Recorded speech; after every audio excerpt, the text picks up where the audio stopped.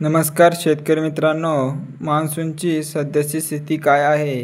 राज्यात कोणत्या जिल्ह्यांमध्ये काय अलर्ट दिलेत व राज्यातील कोणत्या भागात पावसाची शक्यता आहे व कोणत्या भागात पावसाची उघाड राहणार आहे, ते आपण या संपूर्ण व्हिडिओमध्ये आढावा घेणार आहोत. तत्पूर्वी मित्रांनो, तुम्हाला एक विनंती आहे.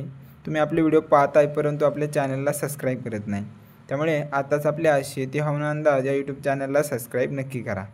तर शेतकरी मित्रांनो, नैऋत्य मोसमी वाऱ्यांच्या उत्तरी सीमेत आज कोणताही बदल झालेला नाही.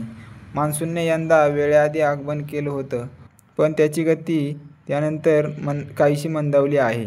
त्यामुळे शेतकऱ्यांनी पेरणीची घाई करू नये व असं आवाहन कृषी विभागाने केलं आहे.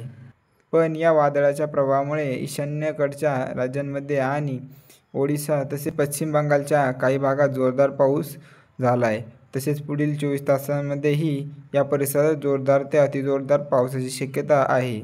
तसेच दक्षिण भारतात केरळ, कर्नाटकचा किनारी भाग, कोकण आणि गोव्यात जोरदार पावसाची शक्यता असल्याचा अंदाज भारतीय हवामान विभागाने वर्तवला आहे.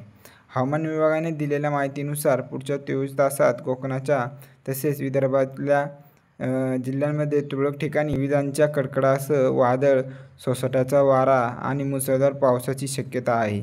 तसेच विदर्भातील गोंदिया, भंडारा, नागपूर, वर्धा, यवतमाळ आणि अमरावती या भागांमध्ये हलक्या मध्यम स्वरूपाच्या पावसाची शक्यता आहे, असा अंदाज हवामान विभागाने वर्तवला आहे. तर हवामानामध्ये अचानक बदल हे होत असतात. आपण आपल्या शेती हवामान अंदाज या यूट्यूब चॅनलवरती पावसाचे नवनवीन व ताजे अपडेट घेऊन येत असतो. त्यामुळे आपल्या या शेती हवामान अंदाज या यूट्यूब चॅनलला सबस्क्राईब नक्की करा. धन्यवाद.